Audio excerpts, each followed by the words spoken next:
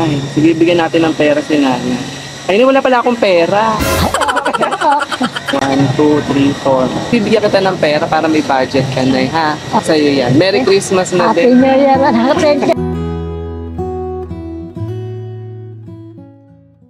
May papakilala ako sa inyong lahat. Ito, alam nyo ba? Si nanay. Nay, naalala mo ba kami? Oh, si nanay kasi, kahapon, naghahanap kami ng kakanin. Naalala mo ako, nay? Maganda ako, di ba? Sabihin mo doon. What? So, naghahanap kami ng kakanin, tapos may tinuro niya dun sa gawin doon, tapos super sunod siya. Super sunod si nanay. Tapos, sinundan niya kami hanggang dulo. Bakit mo kami sinundan, nay? Baka maligaw nga kayo. Kaya Baka maligaw daw kami. Ang bait. Ano pangalan mo, nanay? init. Ine. Ay, ine pang dalaga. So, virgin ka pa, nay. Charis lang. Ito na anak ko. Pito na. Pero taga saan po talaga kayo? Mayapyap. Mayapya. Ba't kayo nagawi dito? Dito ko nakakape. Ano pong tinda nyo? Ah, lahat po ito. Hindi, ito lang ako. Sa kanila yan. Ah, atis lang yung sa inyo, tsaka ito. Alam nyo, na-miss ko yung atis. So, masarap to. Saan mo ito kinukuha, nay? Ahango ko lang anak ko. Magkano ang per kilo ng atis? 200 ano. 200. Tapos ilang kilo to? Ewan ko anak, ilang kilo binigay sa akin. Siguro mga ilang kilo ba to? Baka mga ano din to. Ilang ba to niyo? May mga 5, no? O, 200. Tapos, pag naubos to, tsaka ka uuwi. Oo, tsaka may porsyento lang ako na. 10 Ah, iba, lang. may porsyento po, 10? Oo, 10 sa isang kilo. 10 sa 1 kilo. So, kung halimbawa, alam nyo, tanga ako sa mat eh. Pero ang liit lang nun, ano? So, paano kung 2 kilo lang ang maiuwi mo? Hindi lang ang maan. 20 lang sa'yo. So, ganito na lang gagawin natin. Nabibilin ko to lahat. No?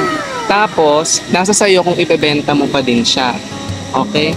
Pero ang tanong, ilang kilo ba to lahat, ate? Kaya, tingin nyo po. Mga nasa 20 minutes. O, 20. Magkano po yung total nun? Papakompute natin kay ate. Bili na natin para sa nanay, makapagpahinga siya. Po? 200.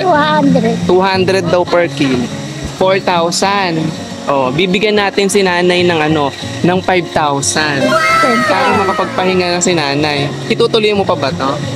Oo, kasi kaya lahat tayo, yan lang ang hanap buhay natin. Oo, kasi ang bait-bait ni nanay, sinamahan niya kami. Sabi ko, nay, diyan ka lang, baka liwanag na yung samahan mo. Baka maligaw nga kayo. Oo. O, sige. Ganito gagawin natin. Para makuha mo din yung sa no? Sa o kaya, pwede din gawin na ibenta mo pa din to para kahit pa paano, yung 5,000 sa kanya na lang yon, di ba? O, nailagay mo to dito, nay. Ilan ang anak mo, nay? 7? O, 7 yung anak ni nanay. Sige, bigyan natin ng pera si nanay. Ay, wala pala akong pera. O, bigyan natin. 1, 2, 3, 4. Ito, nabibigyan kita ng pera para may budget ka, nay, ha? Sa'yo yan. Merry Christmas na Happy din. New Year. So ayun, 'di ba nakaka-touch? Ang sarap lang na alam mo, nakakapagbigay tayo ng konting tulong kasi ako nga dati natulungan lang din naman ako. So maaring iba sabihin nila for the content, pero since binabansagan naman na 'di ba mga influencer, bakit di tayo bigyan ng magandang impluwensya sa mga tao? 'Di ba? Kahit pinapawisan talaga yung kilikili ko for today's video. So super na-appreciate ko kung hindi lang namin na-videohan yun yung video before na binigyan namin ng pera yung mga nanlilimos sa mga bata. So nagtanong kami ng kakanin, super sunod siya, ayaw niya kaming bitawan, so turo lang siya ng turo. Kaya naisip ko siyang balikan. Kaya ayun lang, spread positivity, ganon. See you!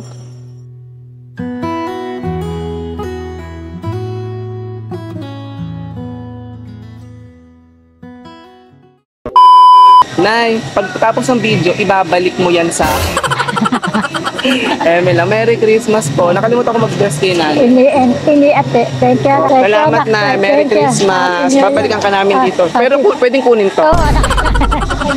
I love you. Ano pangalan mo ulit, Nay? Ine. Ine. Si Nanay. Tatandaan nyo si Nanay Ine, ha? Kasi virgin siya. Charet. Salamat na.